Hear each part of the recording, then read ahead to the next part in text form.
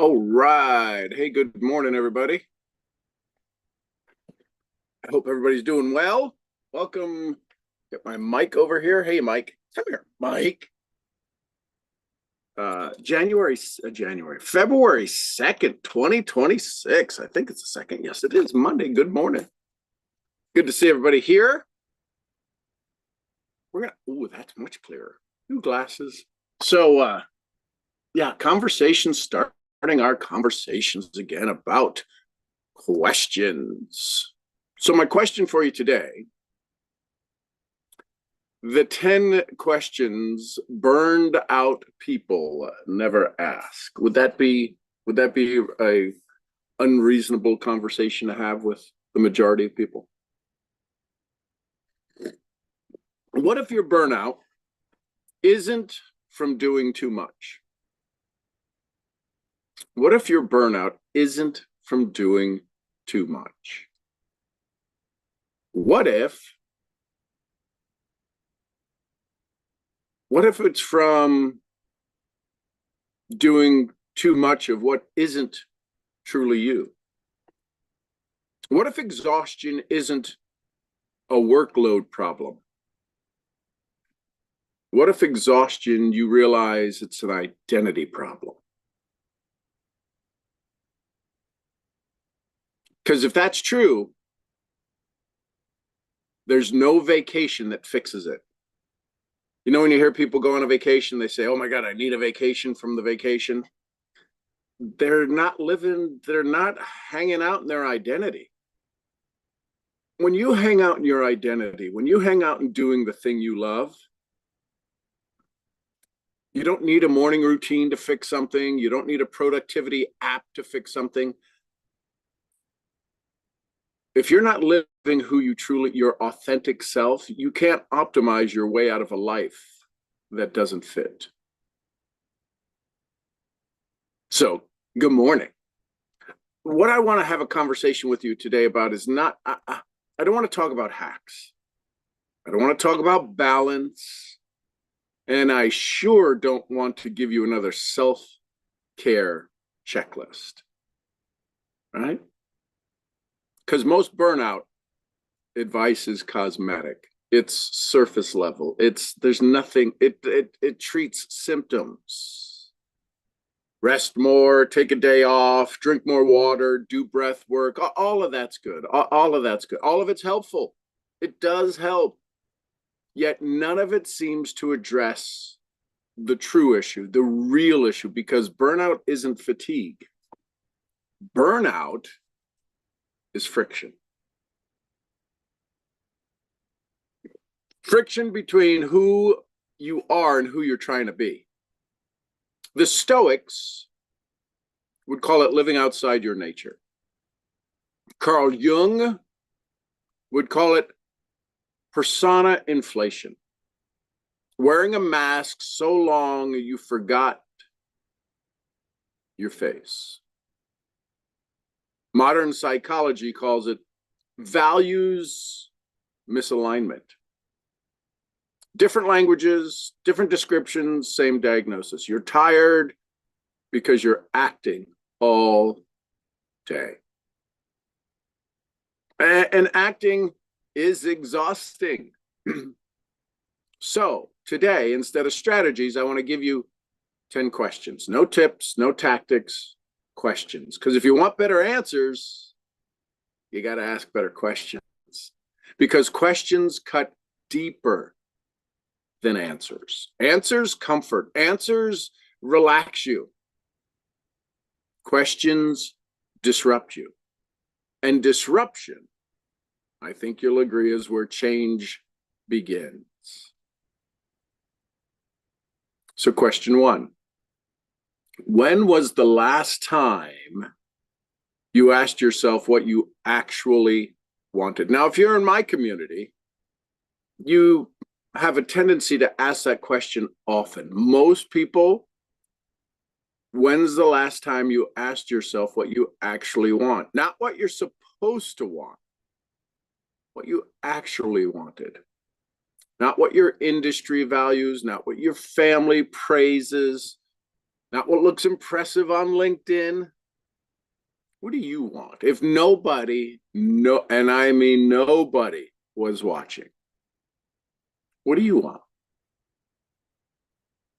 Because for most, this is where burnout starts. It starts here. We inherit ambitions. We hang on to hand-me-down clothes.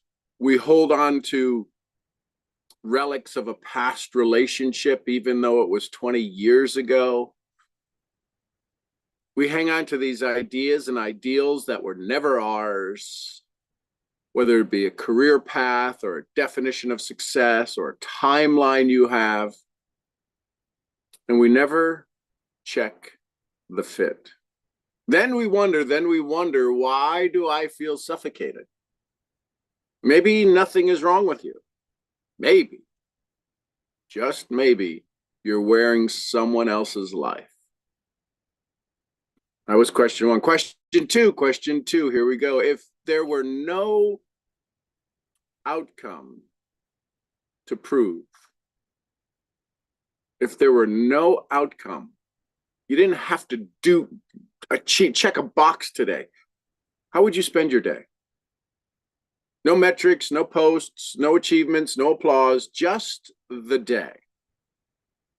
What would you actually do? What would you do today?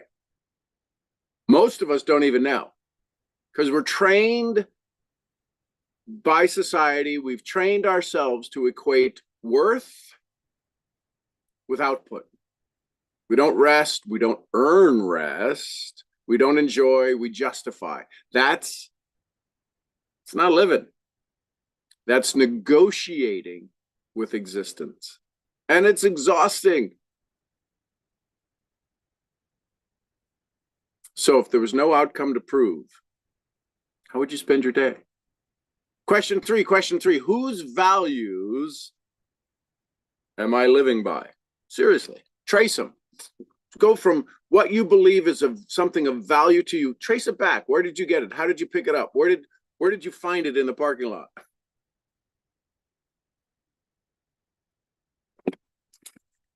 Why do you believe hard work equates to virtue?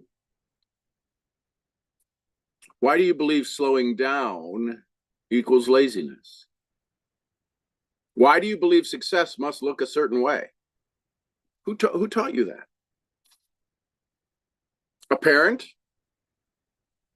School? A teacher? A counselor? Culture? Your environment? Capitalism? Social media? Where did you learn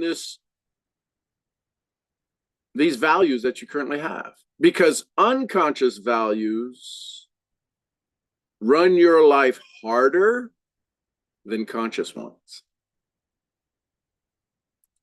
Unconscious values run your life harder than the goals you've set. How do we know that?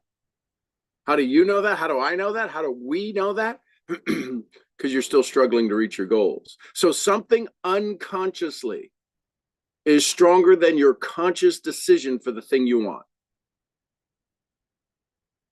Dr. Freud to the lobby, Dr. Freud to the lobby. Burnout happens when you're loyal to beliefs. Hang on, you ready? Burnout happens when you're loyal to beliefs you never chose. That's exhausting. Question 4, what am I avoiding by staying busy? This one kind of hurts. Busyness is often the anesthesia in our life. It keeps us stuck. It keeps us frozen. It keeps us from saying, hey, I'm alive. If I'm always working, I don't have to feel. Don't have to grieve. Don't have to be happy. Don't have to be disappointed. I don't have to confront dissatisfaction. I don't have to listen to somebody who's going to tell me I'm not good enough. I don't have to face the quiet question. Is this all there is? Is this really it? Silence reveals truth. And truth is uncomfortable in the beginning. So we schedule over it. If it's uncomfortable, we'll avoid it. Yet the bill always comes due. Right? It's kind of like you're at dinner and you order the appetizer. You're like, I don't have a whole lot of money. Oh, let me order a main course, because if I keep them busy, they're not going to send me the bill. Oh, let me get dessert. Let me get an after dinner drink. And you keep postponing the bill that's coming due.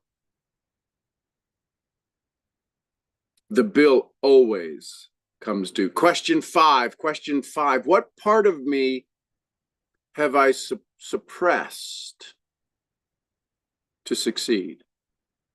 Jung talks about this in what he calls shadow work. The part of us we exile to be acceptable. For me, the longest time, it was my lack of higher education.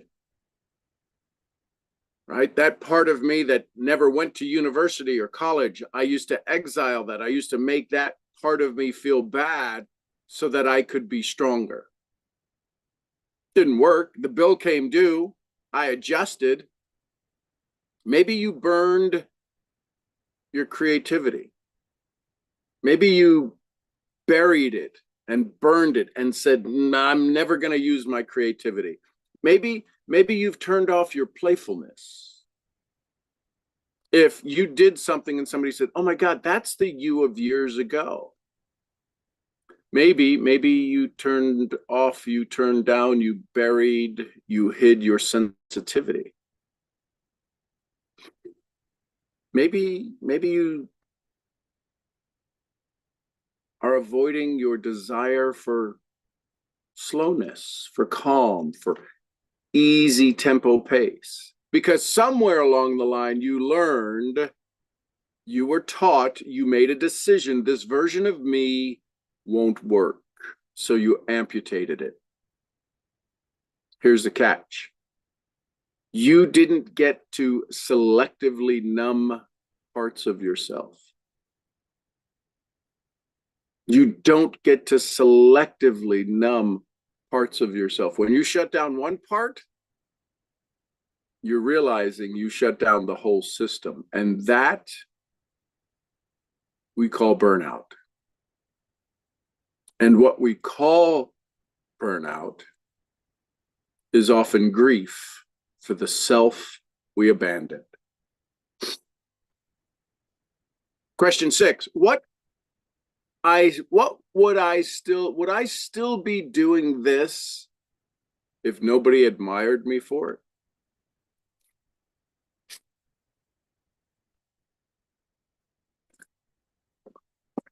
The thing you're currently getting praise. If we took away the praise, if we took away the recognition, if we took away the accolades, if we took away the little golden star sticker you get, if we took away the status, would you still be doing it? The, wow, you're so driven. Wow, you're so amazing. Wow, you're so this. Does the work still feel meaningful if all of that goes away? Or does it collapse? Because external validation is a terrible fuel source if that's how you're running your life. If that's the fuel your life runs on, external, their voices, their compliments. And some people are highly driven by an external motivation. They haven't, or at some point they turned off their internal inspiration. That external motivation, that external accommodations, it burns hot, it burns fast. And it leaves you empty. How do I know this? I've witnessed people who get the highest of highest awards at events, a 3-day event, and by Tuesday, their life is shambles again. They just got recognized for the best, the highest, the fastest, the most, the something incredible. They worked all year. They were the largest recruiter. They had the highest personal sales volume. They had all of this, you name it. They got it. And by Tuesday, it doesn't seem like their life changed at all. It leaves you empty.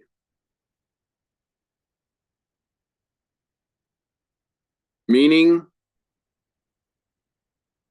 is sustainable. What is it that your life means? Are you living this unsustainable meaning that's not your true, authentic meaning? Addiction is addictive. Approval is addictive. Or what are you an addict, a current addict of? Whose approval do you need? Whose approval do you want? Who do you want to see you and them pat you on the back? Addiction leads to burnout every time. Would I still be doing this if nobody admired me for it? Listen, we're on a small talk diet here, if you haven't figured that out. That was question number 6. Question 7, what is my body trying to tell me that my mind keeps overriding? Now, we talk a lot when we want to help people in goal setting in a particular industry, a channel that I deal in, I've dealt in for the last 20 years. I've been in sales for the last 4 decades, the last 2 decades in the powerful profession of mentors leading mentors, MLM.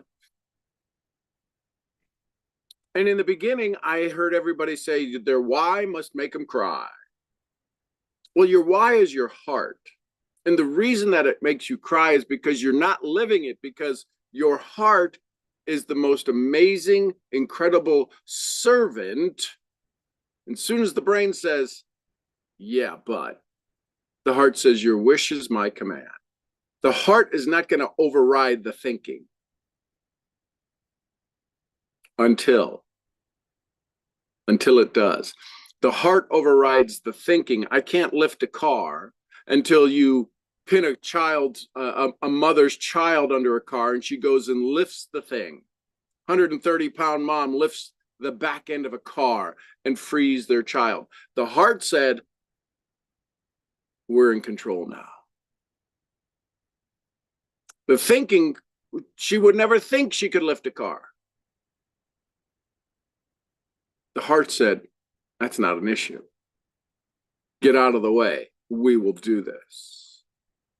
So what is your body trying to tell you that your mind keeps overriding? Your body is honest. Your brain rationalizes. Your body whispers first. You know what your body whispers?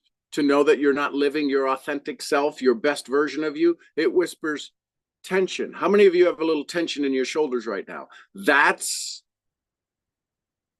the lie your body knows you're living. How about fatigue? You're tired? Did you wake up this morning a little more tired? Did you go to bed later than you wanted to and woke up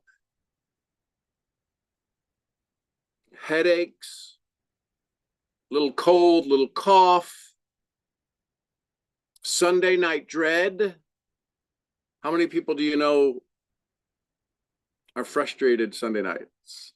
I used to be a traveling salesperson. I used to go do seminars and workshops for estate planning workshops. I would do 2 on Monday and Tuesday and do follow-up the sales Wednesday, Thursday, Friday. So I would do 2 workshops a week. I would do 100 seminars a year.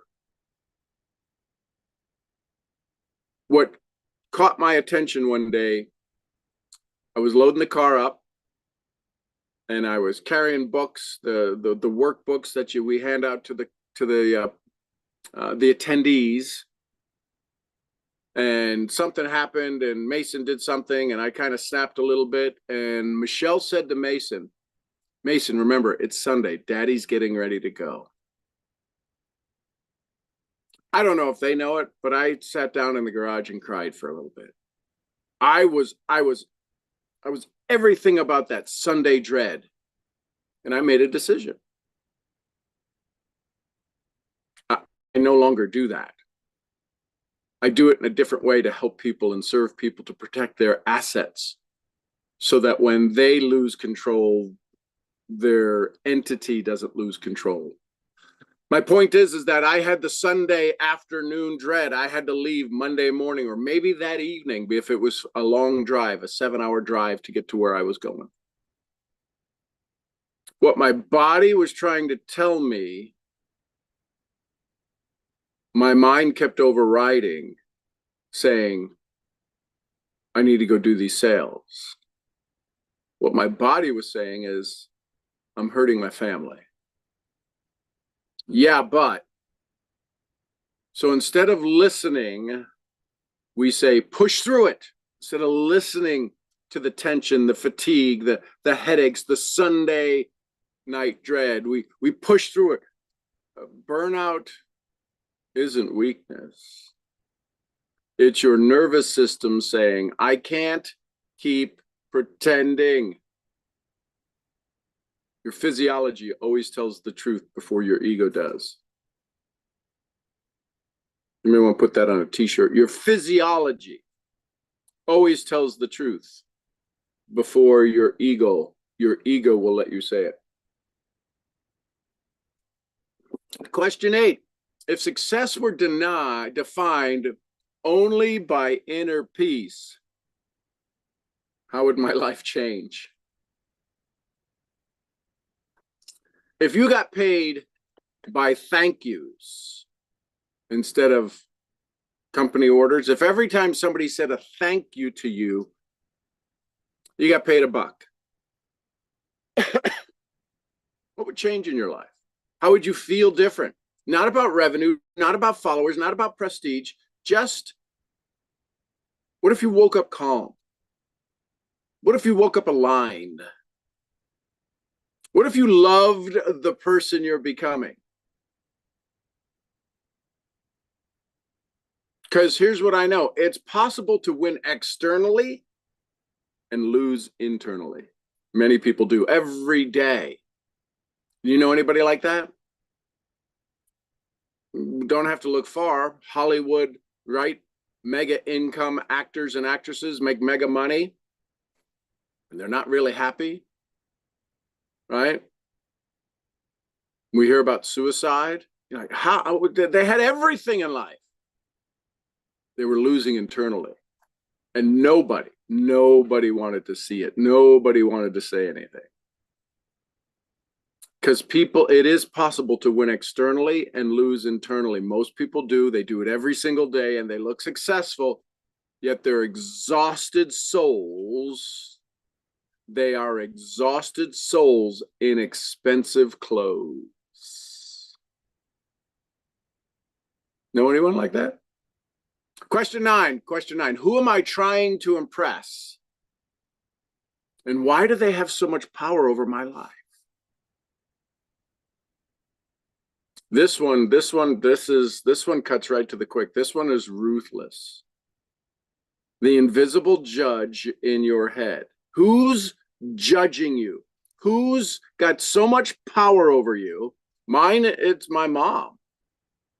I'm 60, 25, 60, I don't know, 61. I'll be 61 this year. My mom still has influence. I kind of giggle now. I've developed a response that's different when my mom shows up in my head. Is it a peer? Is it an audience? Is it a society?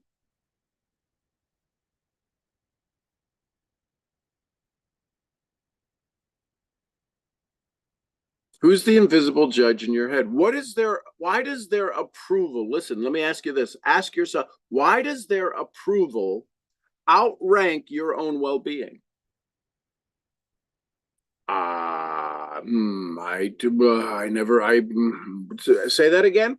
Why does listen, they're not even in the room. Majority are not in the room. Maybe it's your spouse. My mom's been on the other side for quite a while. She's not even on this plane. How does she have influence? That's a whole nother Dr. Freud of the lobby story. Why does their approval outrank your own well-being? And at some point, we unconsciously decide their opinion is more important than my health. Oh, snap. Their opinion is more important than my health.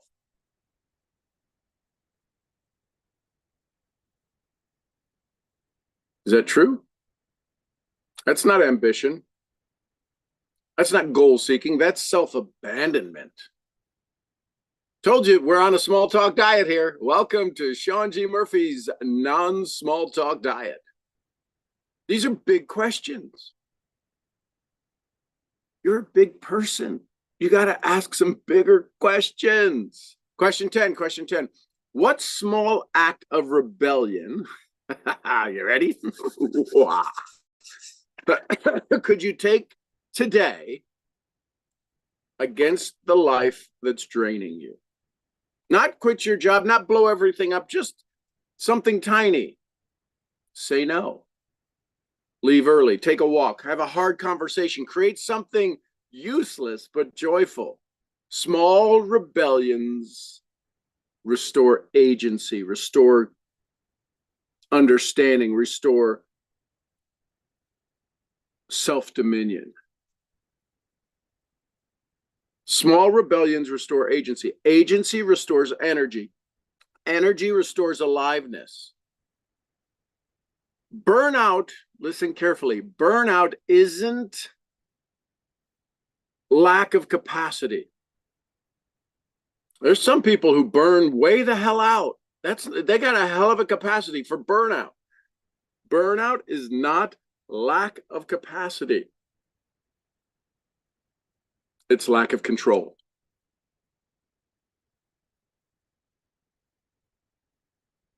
Here's the truth. Burnout is not a scheduling issue. It's an existential feedback. It's your psyche saying, this isn't me. And if you only treat it with rest, you'll just recover enough to return to the same misalignment. When you take a break from that stress, from that frustration, from that aggravation, just enough to feel rested, you will recover enough to return to the same misalignment.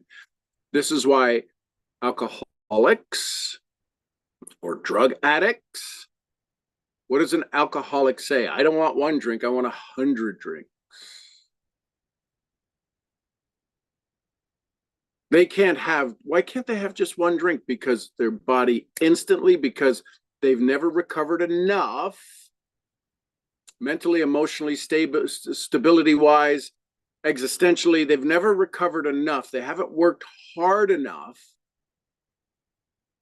to rewrite the addiction process. How many times do we hear somebody stops drinking or stops smoking and they start eating? They stop smoking and they got fat. Oh my God, you put on so much weight because I stopped smoking. No, you just altered your addiction. If you only treat burnout with rest, you'll recover enough to return to the same misalignment, which means the cycle will repeat over and over and over and over and over until you finally ask a better question. Not how do I do more? That is not the better question. The better question might be, why am I doing this at all? Because sometimes the most productive thing you can do, the most powerful advancement you can make is to what? Stop. And revisit, rethink, retool the entire premise. So this morning, don't look to optimize, don't hack, don't plan. Just sit with one of these questions. Let it settle in on you like a nice warm blanket, because clarity rarely feels comfortable at first.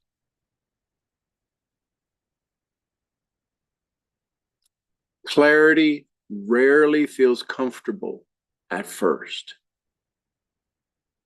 Yet it's lighter than the burnout. Always. There's our small talk diet conversation this morning. I'm your head brain training, brain scrambling, ask better questions misfit. I'll see y'all where?